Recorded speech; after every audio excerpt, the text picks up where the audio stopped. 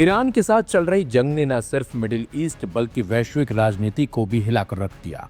एक महीने से ज्यादा समय बीत जाने के बाद भी हालात काबू में आते नहीं दिख रहे।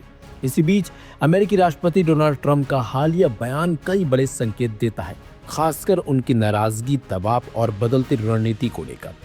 ट्रंप का सहयोगी देशों के प्रति सख्त रुख ये दर्शाता है कि जंग उनकी उम्मीदों के मुताबिक आगे नहीं बढ़ पा रही है। ट्रंप ने साफ शब्दों में कहा है कि जो देश अब तक इस युद्ध में अमेरिका के साथ नहीं खड़े हुए हैं, उन्हें अपनी सुरक्षा जरूरतों की जिम्मेदारी अब खुद उठानी होगी। ये बयान सिर्फ एक चेतावनी नहीं बल्कि वैश्विक ताकत संतुलन में बदलाव का संकेत भी है। सबसे दिलचस्प बात तो ये रही कि ट्रंप ने सीधे तौर पर ब्रिटेन और फ्रांस जैसे करीबी सहयोगियों पर निशाना साधा। ब्रिटेन पर तंज कसते हुए उन्होंने कहा कि जंग में हिस्से न लेने का खामियाजा अब उसे जेट फ्यूल की कमी के रूप में भुगतना पड़ रहा है। वहीं फ्रांस पर आरोप लगाया कि उसने अमेरिकी सैन्य विमानों को अपने हवाई क्षेत्र से गुजरने की अनुमति नहीं दी। इन आरोपों से साफ है कि अमेरिका अपने पारंपरिक सहयोगियों से भी असंतुष्ट है।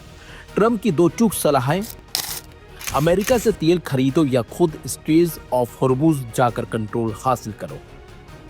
दरअसल उनकी अमेरिका फर्स्ट नीति का ही विस्तार है कि यह बयान बताता है कि अब अमेरिका हर परिस्थिति में अपने सहयोगियों की ढाल बनने के मूड में नहीं है। हालांकि इस पूरी स्थिति का दूसरा पहलू उतना ही महत्वपूर्ण है। ट्रंप का यह भी कहना है कि ईरान लगभग तबाह हो चुका है और मुश्किल काम पूरा हो गया। एक तरह से खुद को मजबूत दिखाने की कोशिश भी हो सकती है, लेकिन जमीनी हकीकत यह है कि जंग अब तक निर्णायक मोड़ पर नहीं पहुंची। भारी जनहानि, तेल आपूर्ति में संकट और बढ़ता वैश्विक तनाव इस बात का संकेत है कि स्थिति अभी भी बेहद जटिल बनी हुई है, यानी कि अनकंट्रोल है।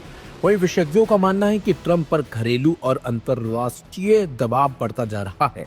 जंग लंबी खींचने से न केवल आर्थिक असर पड़ रहा है बल्कि उनकी राजनीतिक छवि भी दांव पर लग गई है। ऐसे में सहयोगियों पर दबाव बनाना एक रणनीतिक कदम हो सकता है ताकि जिम्मेदारी को साझा किया जा सके।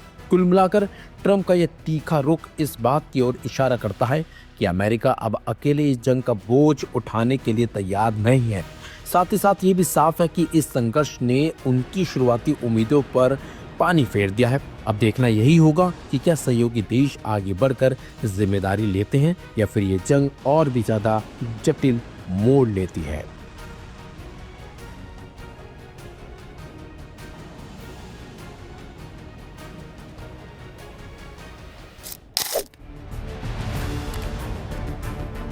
मध्य पूर्व में जारी तनाव के बीच अंतर्राष्ट्रीय कूटनीति के सबसे बड़े मंच संयुक्त राष्ट्र से एक ऐसी खबर आई है जिसने दुनिया भर के रक्षा विशेषज्ञों और राजनेताओं को चौंका दिया है।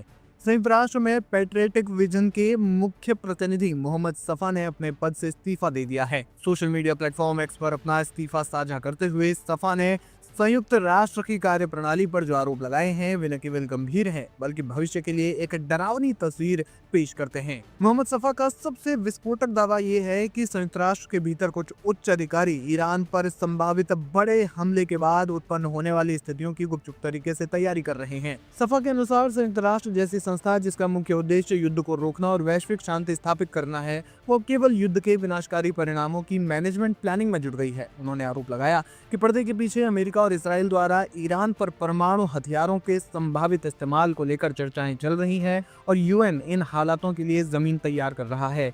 सफा ने इसे शांति के सिद्धांतों की हत्या करार दिया। उन्होंने लिखा, बहुत सोच विचार के बाद और ये स्पष्ट हो जाने के बाद कि संयुक्त राष्ट्र के कुछ वरिष्ठ अधिकारी संयुक्त राष्ट्र के हित में नहीं बल्कि एक शक्तिशाली गुट की सेवा कर रहे हैं, मैंने यूएन में पीवीए की मुख्य प्रतिनिधि के रूप में अपने सभी कर्तव्यों और उन सभी संयुक्त राष्ट्र समितियों से अपनी सदस्यता समाप्त करने का निर्णय लिया है जिनका मैं सदस्य हूँ। उन्होंने कहा, इस समय जो हो रहा है मैं उसका हिस्सा नहीं बन सकता और ना ही उसका साक्षी बन सकता हूँ।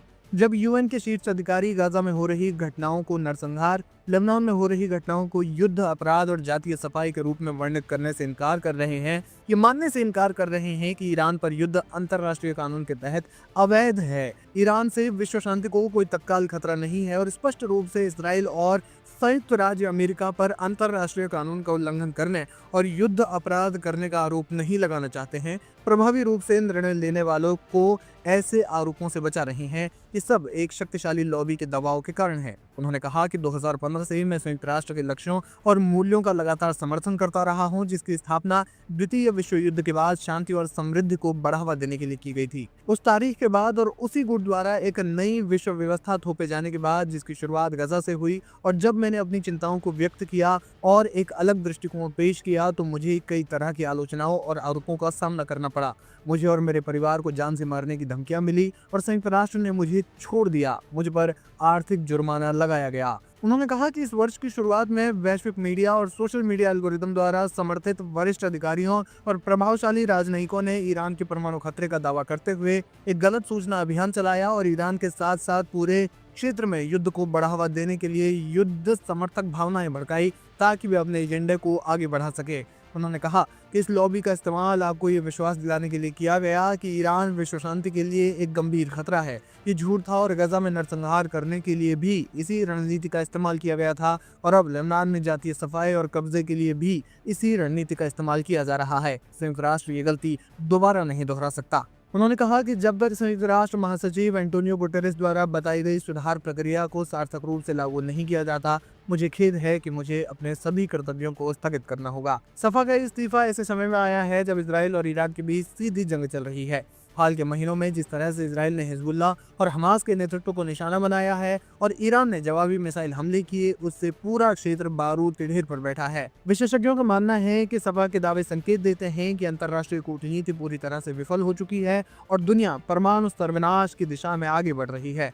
सफा के इस पत्र ने उन देशों को भी सतर्क कर दिया है जो अब तक संयुक्त राष्ट्र को शांति का रक्षक मानते आए थे। ये इस्तीफा केवल एक व्यक्ति के पद छोड़ने की खबर नहीं है, बल्कि उस वैश्विक संस्था की विश्वसनीयता पर गहरा दाग है जिसे दूसरे विश्व युद्ध के बाद दुनिया को तीसरे युद्ध से बचाने के लिए बनाया गया था।